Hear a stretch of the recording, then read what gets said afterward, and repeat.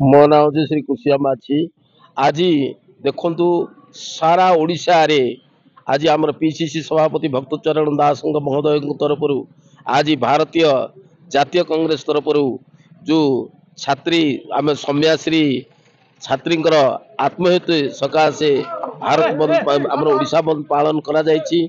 आउ एठिकारे आज देखंतु नारी को सुरक्षा दे पारनांती एही बीजेपी सरकार गादीच्युत हेबा कथा।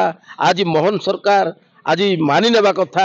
आज देखंतु दुकान बाड़ी बंद होईछि, पेट्रोल पंप बंद होईछि, स्कूल कॉलेज बंद होईछि, केड़े बड़ आज एही पालनटा सक्सेस होईछि।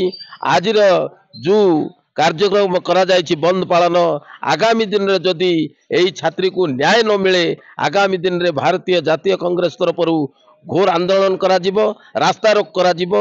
एथिपाई आमे प्रत्येक लोक चेष्टित अछि।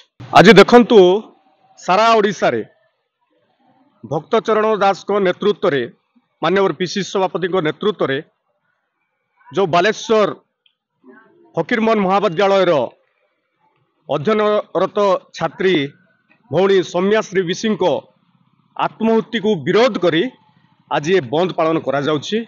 आपण माने अवगत अछंती भौणी सौम्याश्री तमाम मुख्यमंत्री ठू आरंभ करी बीजेपी रो समस्त सेठाकर सांसद विधायक पुणी शिक्षा मंत्री को जे कॉलेज रे मो प्रति एई भलिया मते व्यवहार करा जाउछि बोली से अवगत करथिले, पुणी लिखित भाव में मध्य देइथिले, किंतु सरकार कौनसी मात्रा रे तांकू न्याय दे पारले नाही कि साहाय्य सहयोग करि पारले नाही। तणु आमे भारतीय जातीय कांग्रेस दल तरफ या आमे घर विरोध करुछु एवं सरकार रो ए अपारगता जदि आज चाहिए भौणी को निहाती भाव से न्याय दे थांते, किंतु आपण देखुथिबे आज को 13 मास है सरकार थाई करी ए मोहन सरकार ए बीजेपी सरकार कौनसी मात्रा रे नारी को सुरक्षा दे पारु नांती।